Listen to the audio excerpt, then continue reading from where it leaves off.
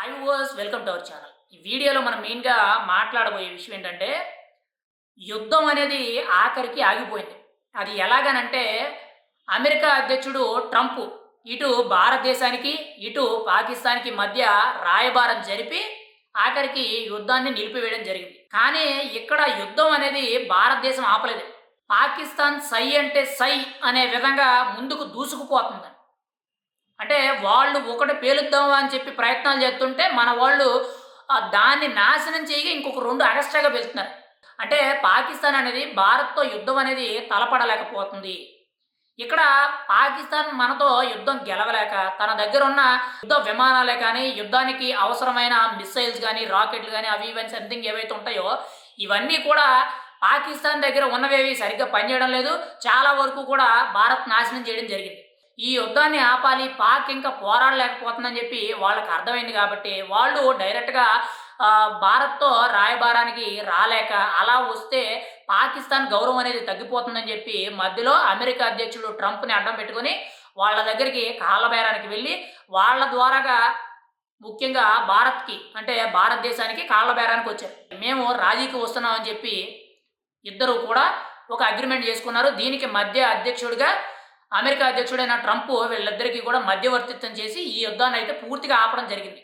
అయితే ఇక్కడ ఈ యుద్ధం అనేది ఆపారు తప్పితే, కానీ ఇక్కడ ఎంత యుద్ధం ఆపినా కానీ కేవలం ఇప్పుడు పరస్పర జరుగుతున్న దాడులు ఏవైతే ఉన్నాయో అవి మాత్రం ఆగినాయి. కానీ భారత్ ప్రధానమంత్రి నరేంద్ర మోదీ గారు తీసుకున్న నిర్ణయాలు ఆగలేదు. అవేంటి, సింధు జలాల ఒప్పందాలు కానీ, ముఖ్యంగా ఇంకా రేపో మాపో ఇంకా అసలైనవి అనౌన్స్ చేయబోతున్నారని చెప్పి కొంత సమాచారం అయితుంది. అదేంటంటే ముఖ్యంగా ఆ దేశానికి, ఈ దేశానికి ప్రయాణ సదుపాయాలనేవి పూర్తిగా క్యాన్సిల్. దేశాలు క్యాన్సిల్. ఇక్కడి నుంచి అక్కడికి తపాలా వ్యవస్థ గాని, గవర్నమెంట్‌కి సంబంధించిన కొన్ని వ్యవస్థలు ఏవైతే ఇక్కడి నుంచి అక్కడికి వెళ్ళడం, అక్కడి నుంచి ఇక్కడికి రావడానికి ఏవైతే కొన్ని వ్యవస్థలు పనిచేస్తున్నాయో, ఇవన్నీ కూడా పూర్తిగా రద్దు చేయడం జరుగుద్ది. అంటే ఒక రకంగా చెప్పాలనంటే, ఇక నుంచి మన దేశం నుంచి ఒక్క మనిషి కూడా పాకిస్తాన్‌లోకి అడుగు పెట్టడు. పాకిస్తాన్‌లో ఉన్నవాడు ఎవడైనా కానీ మన దేశంలోకి అడుగు పెట్టరు. పూర్తిగా కూడా అన్నీ బంద్. ముఖ్యంగా సింధు నది జలాల ఒప్పందం అనేది పూర్తిగా క్లోజ్. దానివల్ల ఏంటంటే రాబోయే 6 నెలల నుంచి సంవత్సరాల తరబడి కూడా పాకిస్తాన్‌లో కరువు అనేది చాలా విపరీతంగా ఉంటది. ఇప్పటికే కూడా ఆర్థికపరమైన కరువుంది, నీటిపరమైన కరువు అనేది కొంతవరకు ఉంది, ఆహారపరమైన కరువు అనేది కొంతవరకు ఉంది. ఇంకా ఎక్స్‌పోర్ట్స్, ఇంపోర్ట్స్ అనేవి కొద్ది రకాలుగా ఇబ్బంది పడుతున్నాయి. ఏ విధంగా చూసుకున్నా సరే పాకిస్తాన్ అనేది మన దేశంలో 2 రాష్ట్రాల కంటే కూడా పెద్దగా ఉండదు. ఒక రకంగా చెప్పాలంటే ఉత్తరప్రదేశ్ అంత కూడా ఉండదు పాకిస్తాన్ అనేది.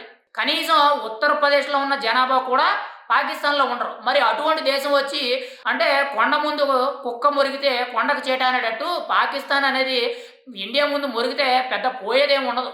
కానీ ఇక్కడ భారతదేశం అనేది యుద్ధం చేస్తుంది దేనికి? ఉగ్రవాదాన్ని నాశనం చేయడానికి. అంతే తప్పితే ఆ దేశంలో ఉన్న అమాయకమైన ప్రజలను చంపడానికి, పాకిస్తాన్‌ని ఏదో నాశనం చేయాలి, వాళ్ళని ఏదో దిగజార్చాలనే ఉద్దేశం అయితే భారతదేశానికి లేదు. భారతదేశం యుద్ధం చేసేది దేనికి? కేవలం ఉగ్రవాదాన్ని అరికట్టాలి, అమాయకమైన ప్రజలు చంపేస్తున్నారని చెప్పి భారతదేశం యుద్ధానికి దిగింది తప్పితే భారతదేశానికి యుద్ధం చేసే ఉద్దేశం కూడా లేదు. అందుకే ఎన్ని సార్లు ఉగ్రవాదులు దాడులు చేసినా కానీ కొన్ని సందర్భాల్లో ఆలోచించి ఇన్ని రోజులు పట్టింది. కానీ ఈసారి మాత్రం పాకిస్తాన్‌లో పూర్తిగా ఉగ్రవాదాన్ని మోడీ గారు తుడిచిపెడతారనుకున్నాం. కానీ చివరి సందర్భంలో ట్రంప్ వచ్చి నాకు అనిపించిందేంటంటే, నా వ్యక్తిగత అభిప్రాయం, అనవసరంగా యుద్ధాన్ని ఆపేశారనిపించింది. పోతే ప్రాణాలు. కానీ రాబోయే రోజుల్లో, రాబోయే తరాలకి పాకిస్తాన్ నుంచి గట్టి భరోసా ఇచ్చేవాళ్ళు.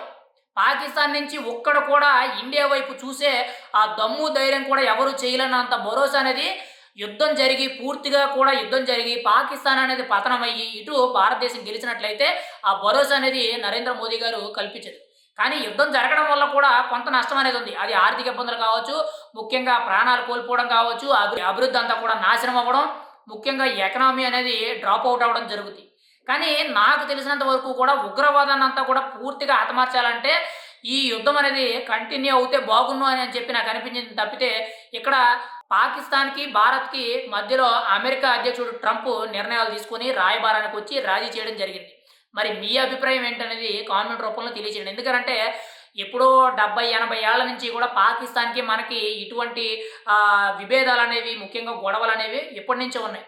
కానీ ఈసారైనా సరే ఉగ్రవాదం అనేది పూర్తిగా కూడా అంతమవుతుందనుకున్నాం. కానీ చివరి దశలో ఆగిపోవడం అయితే జరిగింది. మరి రాబోయే రోజుల్లో ఇంకా ఏం జరుగుతాయి? పాకిస్తాన్‌కి ఎటువంటి ఇబ్బందులు ఎదురవుతాయని మనమైతే చూడాలి. కానీ మోడీ గారు మాత్రం ఇప్పటి వరకు తీసుకున్న నిర్ణయాలన్నీ కూడా మంచి నిర్ణయాలు తీసుకున్నారు.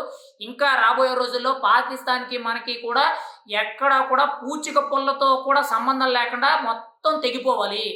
ఆ దేశానికి మనకి ఎటువంటి సంబంధాలు లేకుండా పూర్తిగా తెంపేసి, ఆ దేశాన్ని ఒంటరిగా వదిలేయాలి.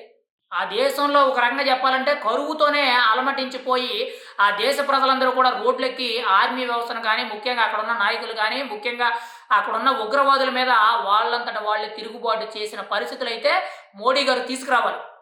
ఆల్రెడీ కొంతవరకు తీసుకొచ్చారు. ఎందుకంటే సింధు నదీ జలాల ఒప్పందం అనేది చాలా కీలకం. దాని మీద మొదటి దెబ్బ కొట్టారు మోడీ గారు. ఖచ్చితంగా అది చాలా గొప్ప విషయం మనమైతే చెప్పుకోవాలి.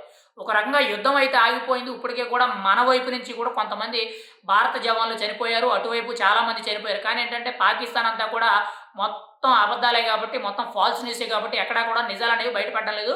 కొద్ది రోజుల్లోనే ఒక్కొక్కటి కూడా బయటకు రావడం జరుగుద్ది.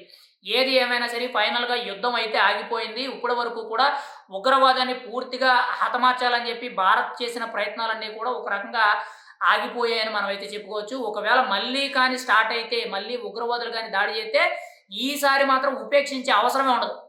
100కి 100% పాకిస్తాన్‌ని తుది నేలమట్టం చేస్తుంది. ఈసారి అమెరికా కాదు, ప్రపంచ పటంలో ఉన్న ఏ దేశం వచ్చినా కానీ ఈసారి భారత్ అయితే ఆలోచించే పరిస్థితి అయితే లేదు.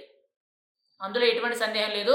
ఈసారి మాత్రం ఉగ్రవాదుల దాడి అనేది జరిగితే మాత్రం పాకిస్తాన్ అనేది ప్రపంచ పటంలో లేకుండా మోడీ గారు చేస్తారు. అందులో డౌట్ ఏమీ లేదు.